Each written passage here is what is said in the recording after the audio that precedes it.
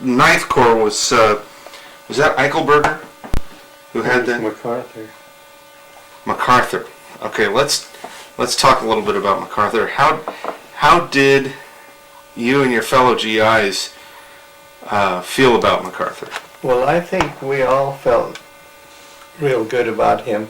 We did have Eichelberger in there though, but MacArthur was with us down in Melbourne when we first got there. He was right there in the hotel right near where we was at. Ah, okay.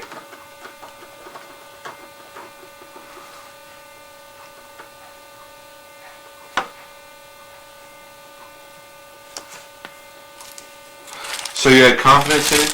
Oh yeah. Yeah.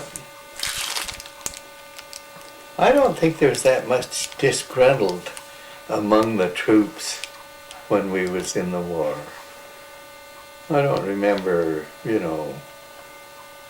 one time we had a mutiny, but You had a mutiny?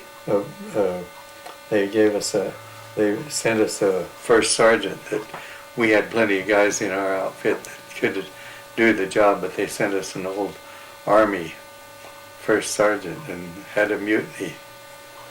And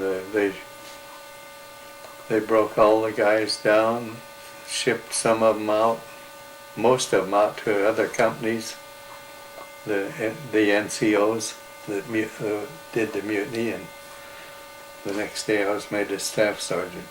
Oh, really? Went from, I never was a corporal or a buck sergeant, I was a staff sergeant.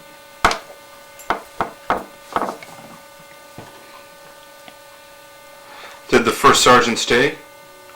Yeah, oh yeah. Oh, really? Mm-hmm. So the mutiny basically failed. Yeah. Did they just not like this guy? Was he just No, obnoxious? he was a nice enough guy.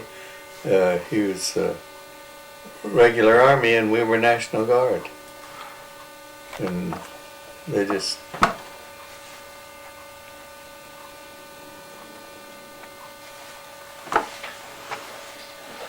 I see. Just didn't get along. Mm-hmm. It's a different. Where was that at? It was probably in either Dubadora or else Hollandia one.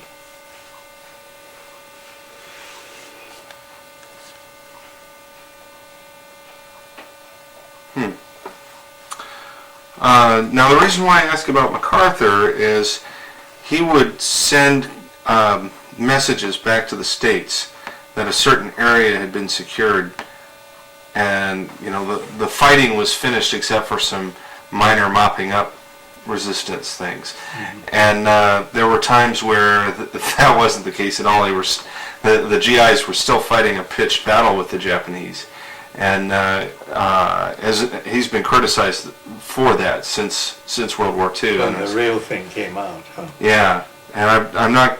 I didn't know if the guys who were actually in the front lines had heard these communiques that he was sending back to the States or not. And if I so, don't think the regular troops didn't. We knew very little. That Rose. Tokyo Rose. Tokyo Rose was on the radio every day and gave us the war stories and told us we just well give up because they had us covered. But and I don't know who had the radios to get them, but we got the news all the time. So did Tokyo Rose depress you guys, or did you like her music?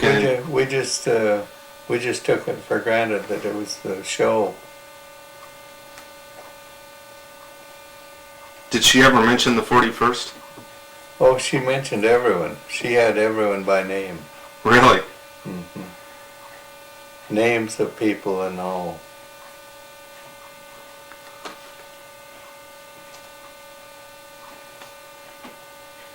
So she'd actually mention individuals in the 41st Infantry Division? Yeah, the commanders mainly. Like Rankin or one of those. Or Didn't that give you chills? not necessarily, because we felt it was a fraud. because they'd already told us about her. Gosh, Clyde, if somebody was talking about my commanding officer, and she was an enemy radio announcer, I'd be really nervous that would show. We would have done, but they told us that she was just there for the show. Gotcha. Interesting. Wow. Now from Where she got her information, she always had good information though. Yeah. Where she got it, who knows? Yeah, Axie Sally was the same way over in Europe, and she would tell things like where the 101st Airborne Division was based, their clock in their church tower was like 5 minutes slow or something like that. And she mentioned that in one of her broadcasts, and all the GIs in the 101st were thinking, gosh, we're going to jump into Normandy, and she has that kind of detail information. Oh, man. Well, this looks like a pretty good stopping point. Clyde, we've been at it for over an hour, and from Bono you moved up to Itapi, is that right? Mm-hmm. Okay. What I'd like to do is when we get together next, is sit down with you and talk to you about Itapi and then Hollandia and Biak, if I could. Mm-hmm. And did you say you went home in the Christmas of 44? Is that right? 44. Christmas of 44. Okay. Terrific. Just before they went to the Philippines. Philippines, right? Okay. One of my friends down in Eugene is a fellow named John Poff, and he was he was a company commander, I think, when the 41st landed at Zamboanga. Is it Zamboanga? I think they were there, weren't they? That's One of over them. in the Philippines? Yeah. I don't know anything about any of that. I didn't keep track of it. I was out. Ah, right. I think, anyway, it was somewhere in the Philippines. But, yeah. Okay. Well, thank you for your time today. Oh. I sure appreciate it. By the way, if you wouldn't mind, there's an archive that's down in the Bay Area at Stanford. The Stanford campus has this big bell tower there. In fact, they have it in most of their photographs, their literature of, about Stanford. It's actually not part of Stanford University. It's a conservative think tank called the Hoover Institute for War, Revolution, and Peace. And they've had some really amazing fellows there, like Schultz, Reagan's Secretary of State was there. Gorbachev was there for a while. But they have an archive in a portion of the bell tower and in the basement where veterans and other collectors have donated material. And so what I have planned to do with my own collection is give them copies of everything that I come up with so other historians can use it. And if that's okay with you, I'd like to do that with our collection of I don't say tapes too. we haven't done anything very secret. I think it could go.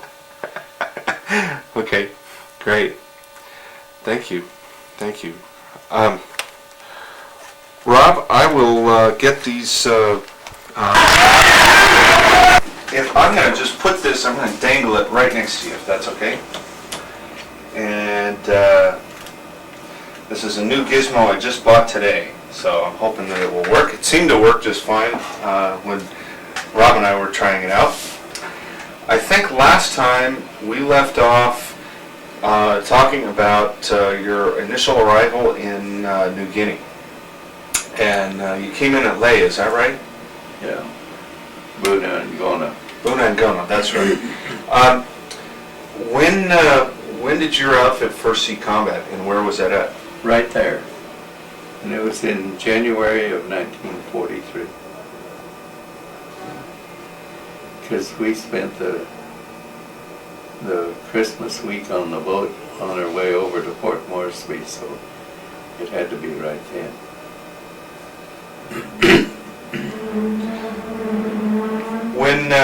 When you got to the Bunagana area, were there still Japanese? Yes. Ah, like stragglers? Yeah, stragglers, and they were back in the bush. Not very far, though. Close by. I'm sorry, what kind of condition were they in? They must have been, we was just on a mop-up, so it wasn't, they weren't in too good a condition. They didn't have much equipment. And by that time, all of the coconut trees and all had been wiped out by the gunfire. Oh, you filming the interview? Yeah. Hey, Lee! Hey, great, terrific.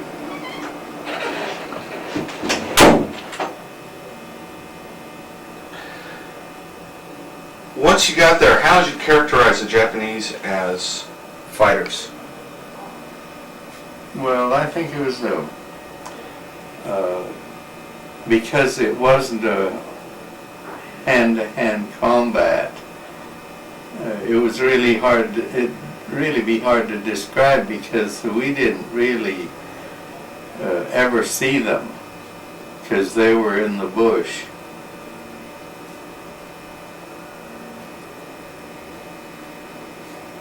And while we was there, I don't recall anything, any real fighting in Buna and Gona.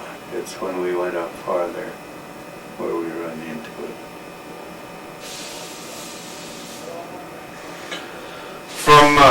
From Buna, where did you go?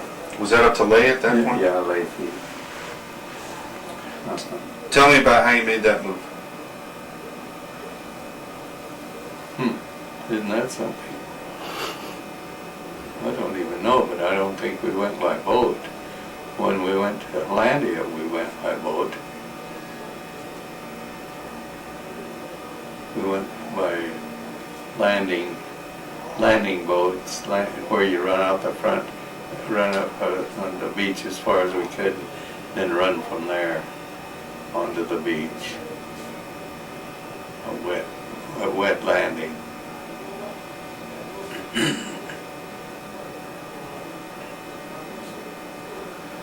Now, Hollandia took place in, the landing was in April of 44, is that right? Yeah, it was probably in that time, because it doesn't seem like we was at Budakona very long, Ah, and then we moved on up. so you were in Buna in January of 43 or 44? 43. 43. So, between January 43 and the Hollandia landing, where were you at? We was still there on the beach. We was in there. Then when we went home back to Australia for an R&R for a short time. I don't remember how long. Maybe in some of the history it'd tell us, but some of the real history tell us how long. But we went back and got some rest before we went into up above.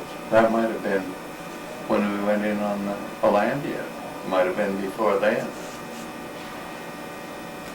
Because we came off of big ships onto those little boats, landing craft. Let's talk about the Hollandia landing. You were in a large troop transport, Yeah. and tell me how you got from the troop transport into these little boats. Man, it seemed like we went down on ropes. With all our gear. That must have been pretty difficult. Oh, yeah. Well, we didn't have much gear. We didn't require much. Once you got to the beach, was there still firing going on? Overhead, just our own. Just our own. What'd they call it? They called it strafing or whatever. Well, the planes did the strafing, and I think ours was landing craft. So there was some artillery fire as well. Yeah.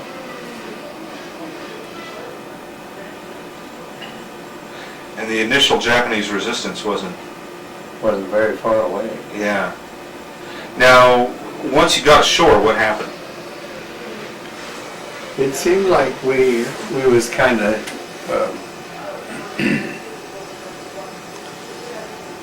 we was kind of,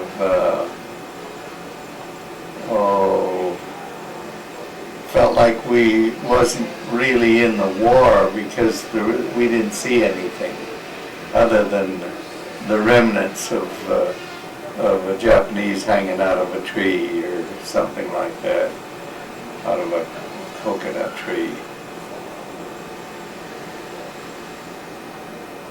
And he was evidently a sharpshooter before he got caught.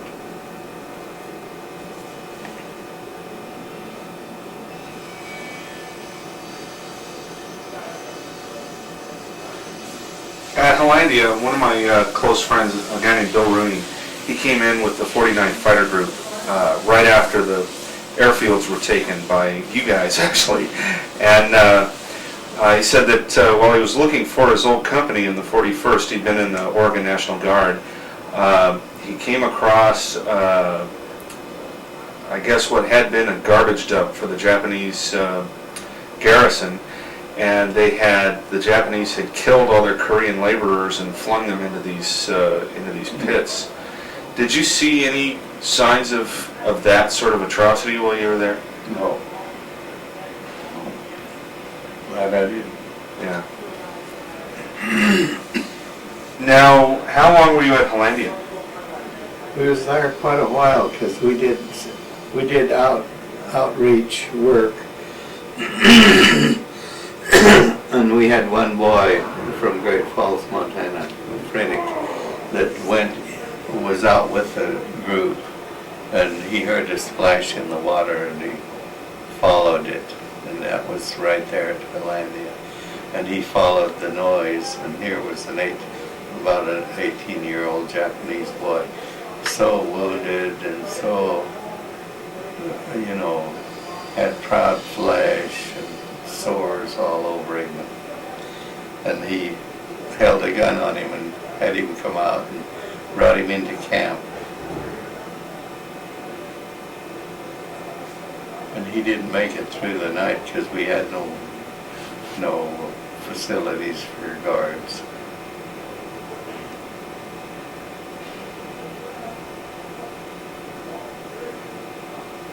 I don't know how to tell that.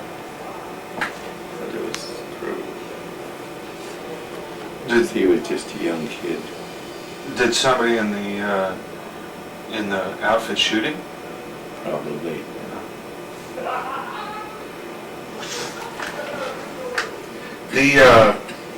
The Japanese were known for not taking prisoners on their side. Oh yeah. How did that affect your frame of mind? I mean, here you were fighting an enemy that was not going to give any quarter. It wasn't like fighting the Italians or the Germans, where in desperate situations you knew that you could surrender and get treated generally decently, unless you were facing an SS unit. But with the Japanese, they had no respect at all for prisoners, and there's millions of examples of what they did to American POWs. How did that affect your frame of mind, Clark? I don't think it really had an effect on me because we never really lost anyone other than just a few over in Biak. Afterwards, we never lost anyone through gunshot. Never lost anyone. Although we had 98% casualty in New Guinea, the 41st Division did. 98% casualty, but all of it was typhus and malaria. 98%? 98, we had the worst casualty list of any war. Any modern war. They didn't take in the Book of Mormon. Yeah, really. They killed them all.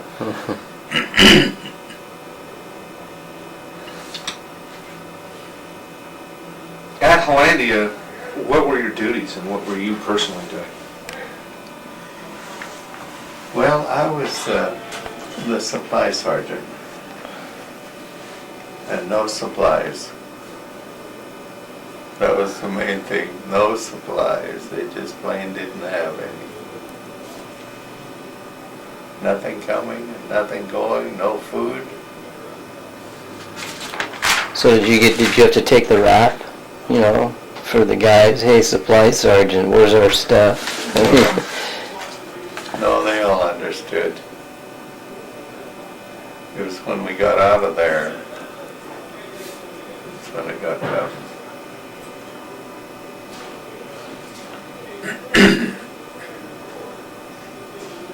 So there were hardly any medical supplies at all? Well, I brought them with me, what medical supplies we had. Because I flew in. Not on that particular one, but they saw that we had some. I don't know how it came about. Just plain can't read back that far. Did you go on patrols with? No. No, I was confined. I did go on duty to pick up people. I told you the last time about going back and picking up one man and bringing him out. He was a tall infantryman, and he'd up front and had a nervous breakdown, and they somehow got word to us, and I was sent up to get him. And where was that at? In Hollandia. Why don't you run me through this again? I'm not sure I documented that. What, now, your unit was behind the lines and you Yeah, got we word was that- right on the coast, right on the ocean. Because when the tide came in, we was underwater. Oh, really? Yeah. Yeah, it was terrible. Sleep sitting up against a coconut tree stump. Really? Yeah. Yeah, your beds and stuff didn't mean anything. So you got word that your unit needed to send somebody forward? Uh-huh. And so, They sent me. I don't know. I don't know how come. Maybe I was the healthiest guy there. I don't know. But I never did get very sick. I did get malaria one time, but not for very long. I never did leave camp. so you went forward and what happened? And I picked up this guy at their medical station and brought him back to our medics. What was it called? It was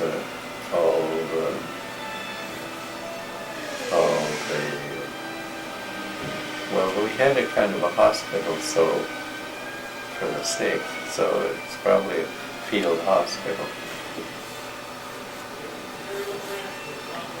And what kind of shape was this guy in? He was just nervous breakdown. I could pull him along. He could walk. He just wouldn't talk. He was just clear out of that much. He knew enough to follow me, but I kept a hand on him so as to keep him mobile. Brought him into camp, and as I went by troops, I just said, hold your fire, hold your fire, hold your fire, all the way in. Because he was that much taller than me. And all the Japanese were small people, and I was small, and Was this during daytime or? night. Oh, it was at night. Man. They fought at night, we fought in the daytime. That's just how it was. They do all, as soon as it turned dark, you could tell that we was gonna get some kind of knee mortars or something flung at us. They call it knee mortar. Did you dig your own foxhole? Yep. So do you know what happened to this tall GI? No, only that he went to the hospital there. The Marines used to describe this kind of condition as the 1,000-yard stare, where the person who had had the breakdown would just have this empty look in his eyes. Is that pretty much what happened? Well, this guy? he was just turned over to me and I took him. And that's all I just hung on to him and brought him in. In May of '44, at the end of May, the 41st Infantry Division landed at Biak. Were you part of that I landing? was there that very day. Can you tell me about the landing? Well, the main thing that I can remember of the landing was the smell. All of the rice had rotted. Oh, what a smell. And then there's a lot of dead around because they had strafed that place and rotted. The Air Force had just strafed it so, cut down the trees and everything with their strafing.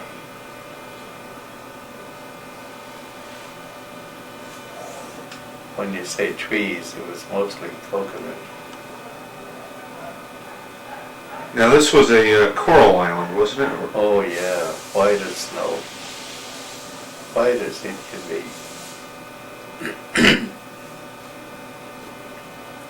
The airport was just absolutely white.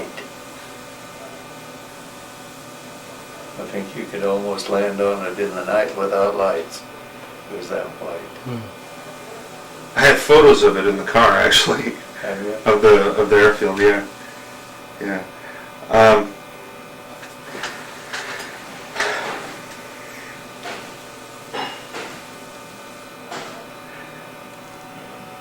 Did you go ashore in the same way you went ashore at Hollandia? Yeah, we The did. small boats? Uh-huh. The landing craft, whatever they were called. Were the Japanese fighting on the beach at this point? No, they were back. They decided they better get back. But there was a lot of Japanese on the island. Because we was sent out troops every day for 'em.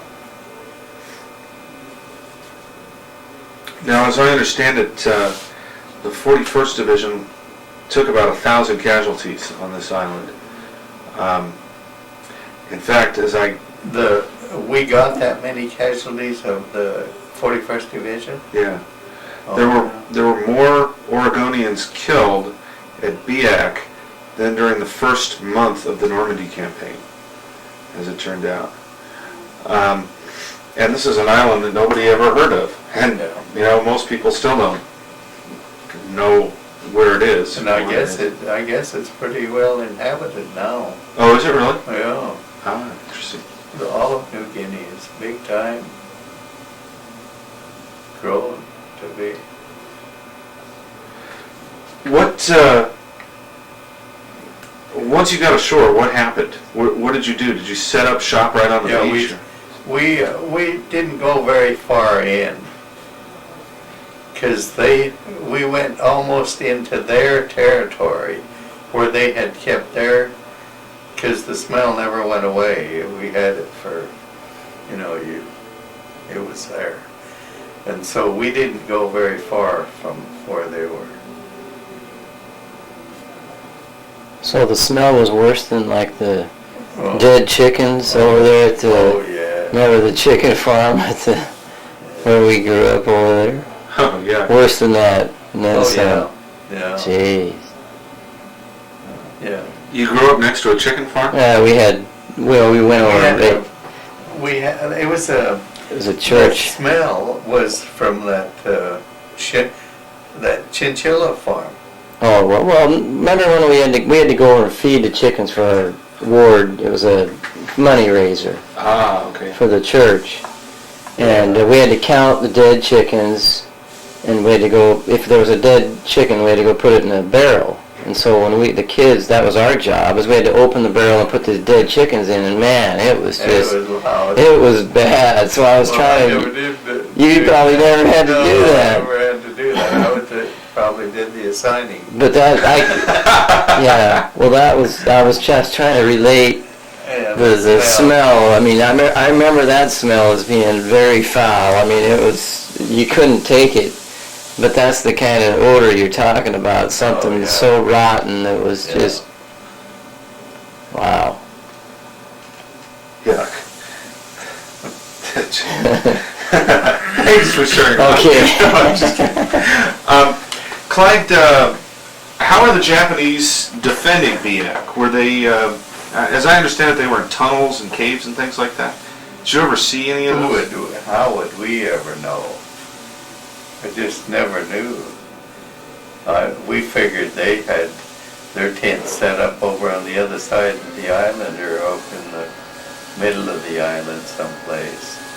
They was on the other side of the water hole, I know, because we had the best water there that we had any place.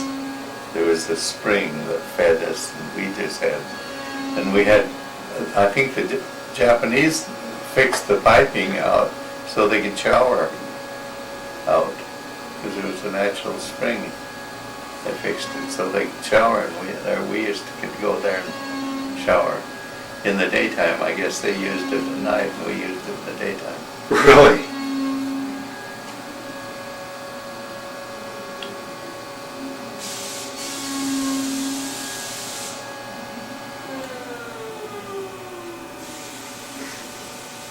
Did you ever see or were you ever involved in a bonsai attack that the Japanese launched?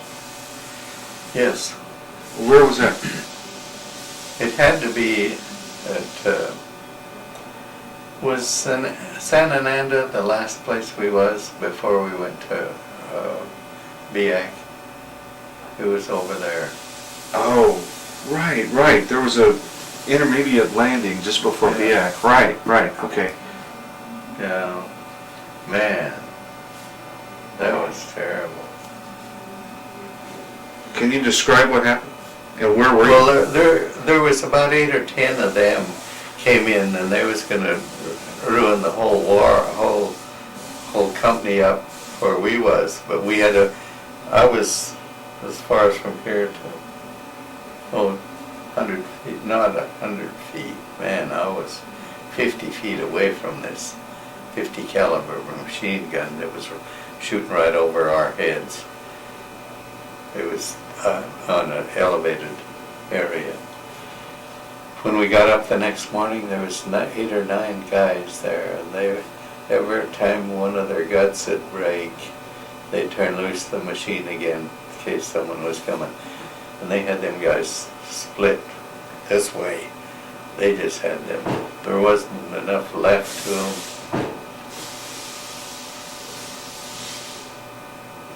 And we never had any problem after that. So did they charge into your camp? Yeah, they started into our camp, and they was within, they were closer than the other end of the shop here to us. Wow. What, were they screaming and yelling and Oh yeah, that kind of thing? bonsai. Where were you when it started? I was right in the midst of it. Our tents were right there, because it was at night. They did all theirs at night. If we slept at all, when we got up the next morning, our outfit just cleaned them out, just got them out of there.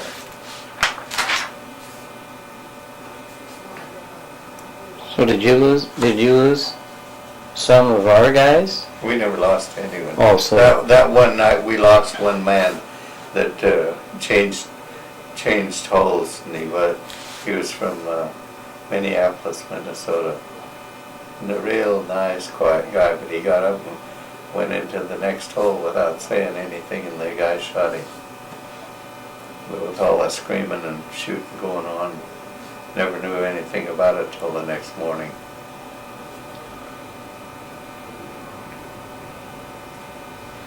And then they transferred the guy that shot him out. I'm sorry, what was that? They transferred the guy that shot him out. Oh, so So he- one of our own guys Yeah. got him? Oh yeah, he's the guy in our own. Oh, jeez. Because he got up He in the was the nighttime He and... was the only one. Well, it wasn't in the nighttime. It was just after it turned dark. That's when it all happened, right then. And it was war. Right there. And Gee. yeah. And that's the only man we had shot in our company. Clyde, as this was going on, did you stay in the tent through this whole thing, or Well, did we you get out?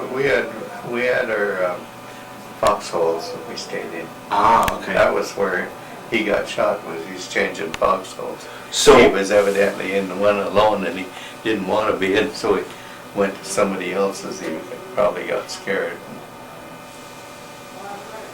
Because it was loud and noisy with that 50 caliber machine gun going swish, swish, swish, swish, just across that area. now, did you have a weapon on you at this point, or? Well, we carried a carbine, little gun, but I'm not sure that I had a gun out ready to shoot anyone. Evidently we did, because that one man shot the other one. So we evidently did. I don't remember that much about it. I carried a gun, but I didn't ever need one, especially. The next day, what was the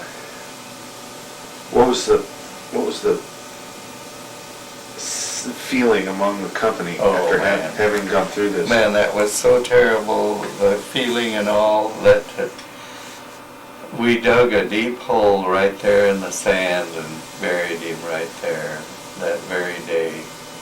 We didn't wait for anything.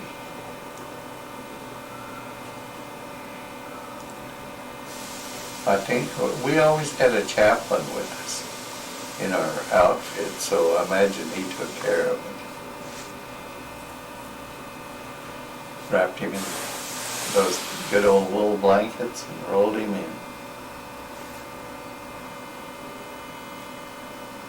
Did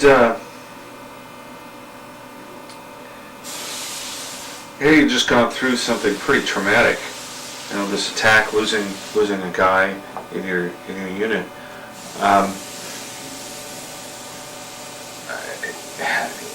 I just I don't know, my concept of this, since I never have experienced anything like this, I just would imagine everybody would be shocked. Would that describe the effect that the attack had on your company? Well, I really think it had a certain amount of shock to it, but we evidently cleaned out everything that they had. They was making their last stand, is what it looked like to me, because we never had any more contact after that. So, and then they moved us over to Biak, where there was more of that to go. How long approximately were you on Biak? I was on there almost until the end, and when they were, just before they headed out for the Philippines, I went home. There wasn't over one or two more allotments got away before they went to the Philippines. Ah, okay. So you went home, what, in September or early October of 44? December. Oh, December of 44. Yeah, it took 18 days to come home, and I was around Hawaii on Christmas Day. Oh, really? Now, you went home by ship then, right? Yeah, I went on a hospital ship with patients. I was one of the workers. Seasick all the way. You were, or the other guys I were? was, always. I missed one day and I don't know what happened, that I wasn't seasick. I'll never forget that because I was better. So even though you were seasick, you were still tending to the Yeah, I wounded? was still expected. We were medics.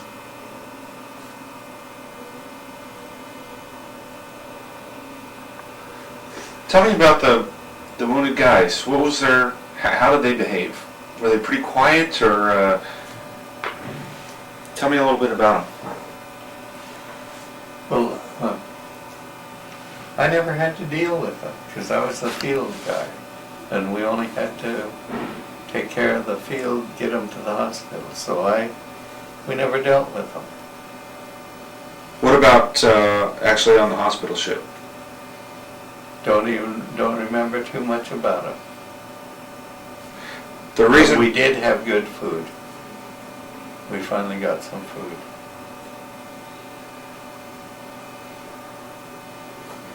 The reason why I asked that question is my grandmother was a nurse in a medical evacuation hospital in Europe, and she recalled telling me a story about one very grateful GI whose life had been saved, and he was in the recovery ward, and he sketched a picture for her as he was lying there in the bed. And she still has that to this day, and actually has his name. I told her that someday I'd see if we can look him up, find it. You better hurry. Yeah. Because we're getting old. Yeah. You mentioned that you were actually aboard ship. Oh, wait. Boy. That's going to be difficult. This thing doesn't let you know when it stops recording. It just stops. Okay. Keep an eye on that. Tell me a little bit about the Christmas you spent aboard ship in '44. You recall it? Oh no, it wasn't anything different. Nothing different. Because I landed in what's that, Coney Island, or what's the name of the island? In San Francisco? Angel Island?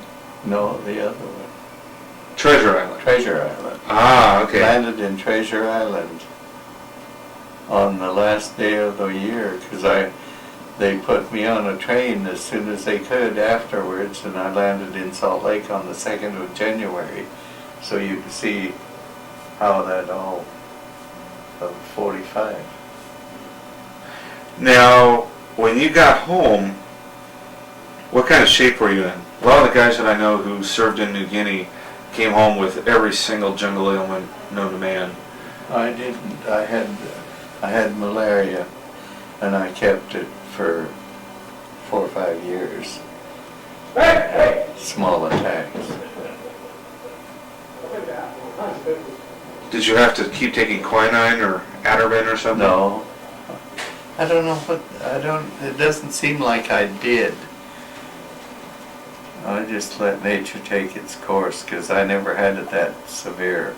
Although I did get Public Law 16 and got to do all my, that was a disability, and I got to do all my schooling under that law. Oh, really? And when I first started learning how to be a cabinet maker, they paid me the full price over and above what the government paid me, the full price over and above what the company was paid me. And they were allowed to, while I was in training, they were allowed to pay me as low as a quarter of the wage. Because I know this one guy paid me 61 1/4 cents an hour or something when I first started cabinet making. And as soon as I moved over to Sutherland Fixtures, I was making $1 or something right quick. Jeez. But my wages weren't that high then. Man, I remember when I got to get $2.50 an hour, and the old baby was that big money. And I was getting a 50-cent bonus almost from the time I quit being an apprentice and I got a 50-cent bonus all the time, over and above the wages that they were given. Once you got home to Salt Lake, who'd you meet at the train station? Was there anybody waiting for you? No, they took us right to Fort Douglas. Ah, Took us to Fort Douglas, and then then I called home from there. And my wife and son and her mother and her uncle came to the barracks and picked me up In Salt Lake. in Fort Douglas up on the hill by the hospital.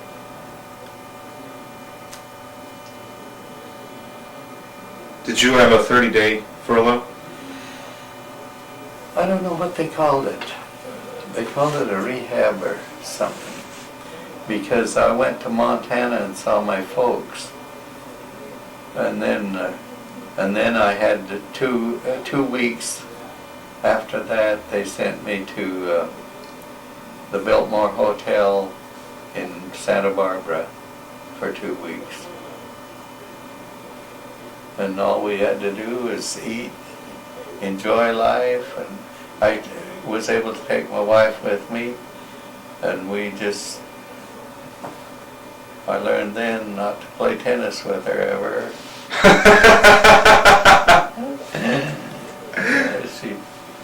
She laid it on me the first game, and I says, "This is not my game.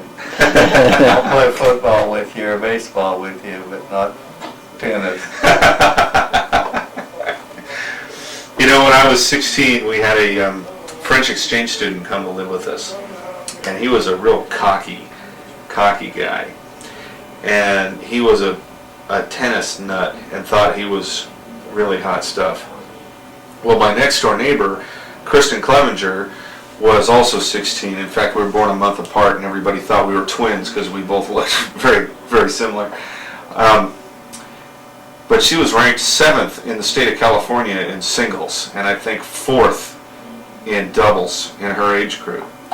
So we asked Raphael, our French exchange student, if he'd want to play tennis with her. And he was just shocked. Me, you play tennis with a girl? Come on, give me a challenge here. And we didn't tell him, you know, how good she was. So we gave him a racket, and he looks at this racket, and he looked up at my mom and says, "Do you have anything better? I'm afraid, you know, with my lightning swing, I'll put a hole in the racket. And I really don't want to do that." And we're just like, give me a break. Well, he goes out and he plays Kristen, and he didn't score a single point in 3 games. He came back. He locked himself in his room, and we didn't see him for 2 days. He was so upset with us. So humiliated. Yep. Well, that's kind of like these kids got a cousin, Clay, down in Salem, Okay. and he was playing in a tournament over here against the best players at the University of Washington, and he was playing against the number 2 man, Ah. and he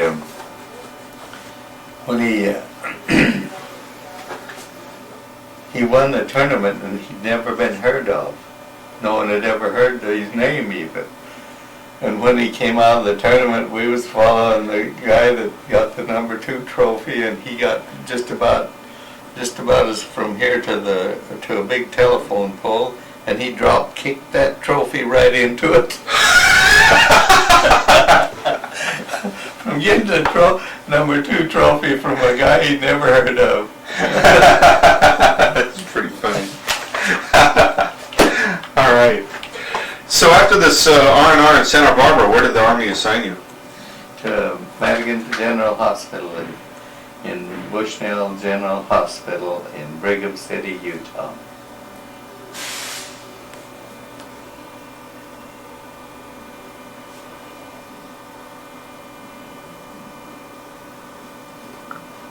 What were your duties there? My first duties was in a paralytic ward for I don't know how long. was there, but I was there quite a while. Because see, that was in February that I went there.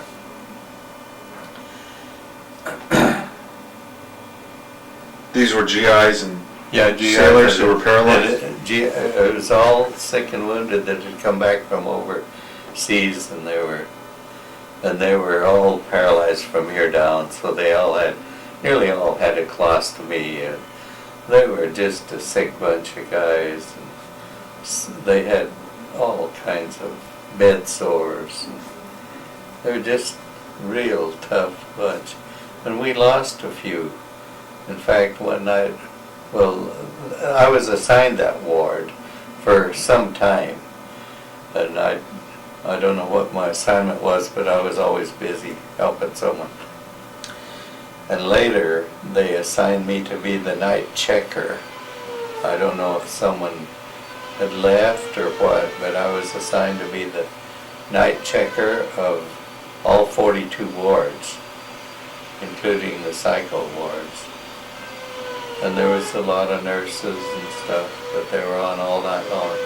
I was on duty from 7 o'clock at night till 7 in the morning. I would get a weekend off sometimes, and I don't remember how they did it. Who took my place already?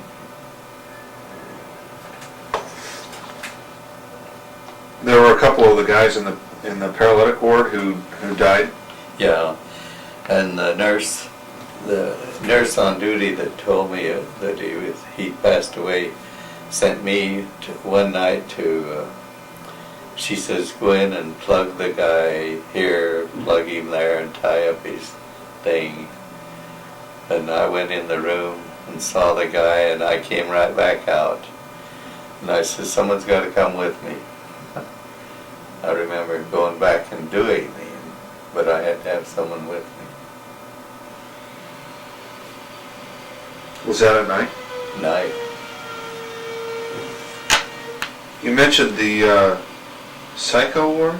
Yeah. Tell me a little bit about that.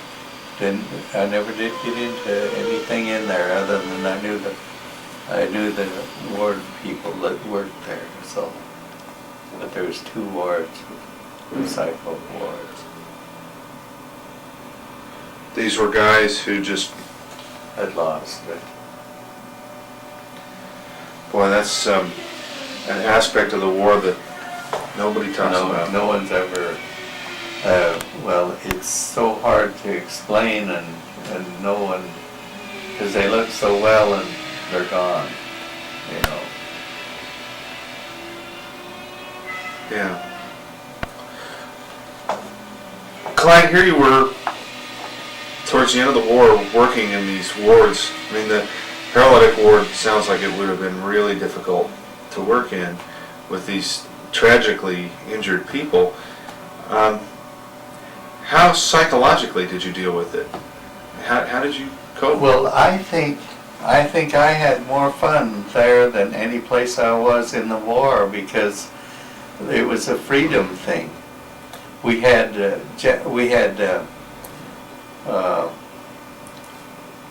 let's see, we had Italians doing part of our cleanup stuff part of the time, and Germans doing part of the time. German prisoners of war and Italian prisoners of war. The Italians were great. They clean house and they do what you ask them, but the Germans didn't. Oh, really? No, they were hard to work with. In fact, I think we got some of them fired out of our unit because they didn't do us that much help.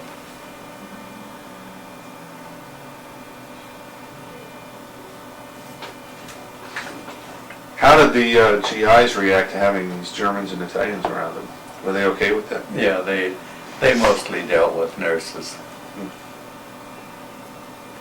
to clean up, polish the place up.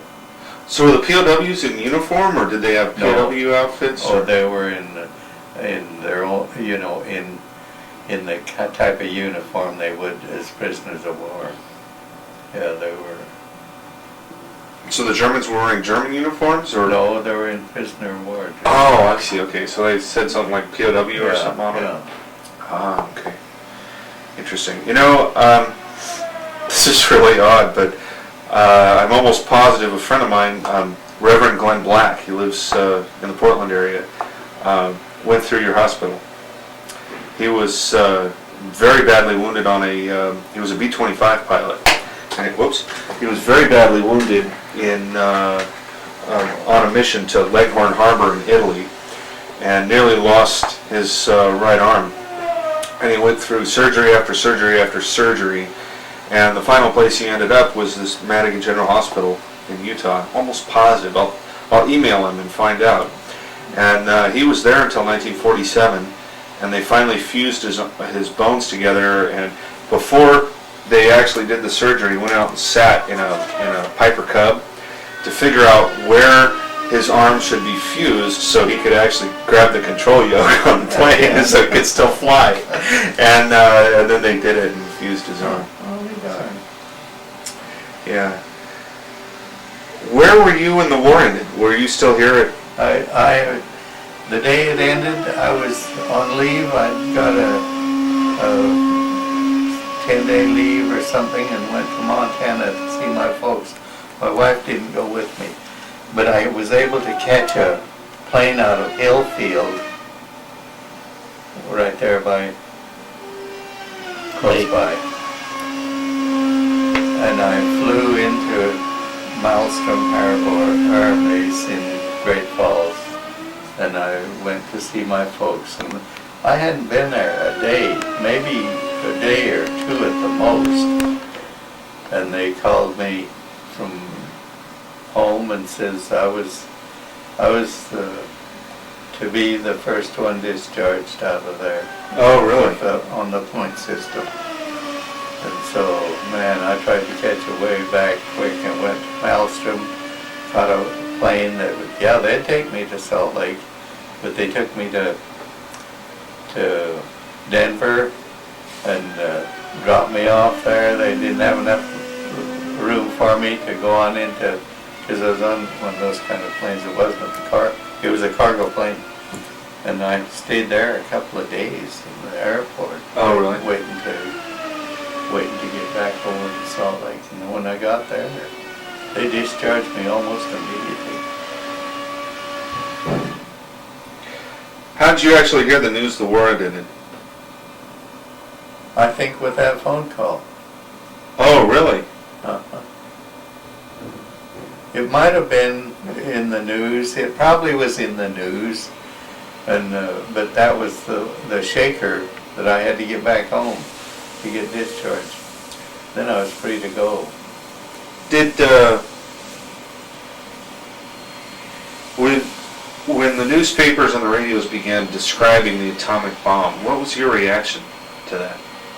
Well, I think it was a hooray kind of thing, because we'd been in it long enough, like 3 or 4 years, 4 years.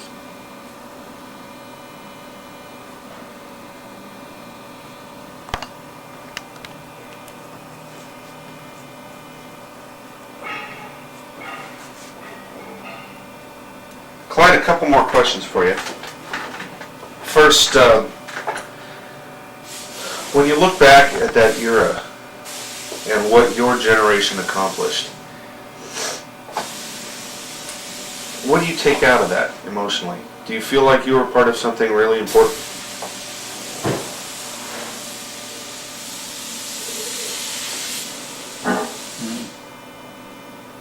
I guess a better question. I think more than anything, I just think that I did my part, whatever little bit it was. And I never was in any trouble, so I must not fought the program too hard.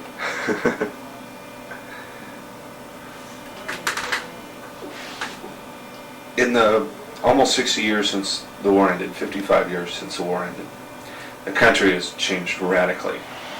Do you think we have grown for the better, Or have we gone down the wrong road? Oh, we've definitely gone for the better. Man, look how things have almost changed drastically since 45. We didn't have a television then. We didn't have computers. We didn't have a lot of things. We didn't have the long flying airplanes. We had airplanes that fly, but not like that.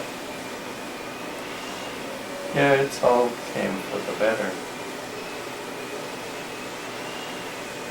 Do you think morally we're a better place? I think it's gone along the same line all the time. Because we talked about something the other day that happened a bunch of years ago. It's happening yet. So I think it's just gone almost the same.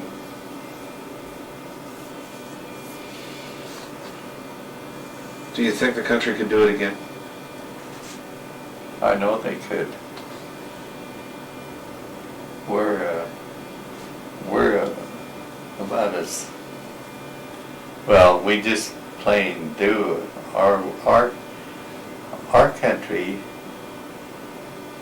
is probably the pace setter for the world. That's what I'd say. The United States is.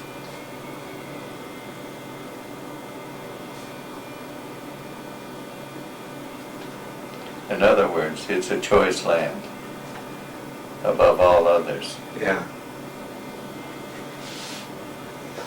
Now, when you mentioned that you were discussing something along the moral lines that happened about the same time as the war, that leads you to conclude that morally we haven't changed much. Well, we 15 years. may have gone downhill, but the population has grown big too. And so I'd say it's probably gone with the population. Gotcha. Probably, there wasn't as much then, there's more now, but there's more population too. So I think it's probably stayed. I think what he's saying is there's always been good and evil, and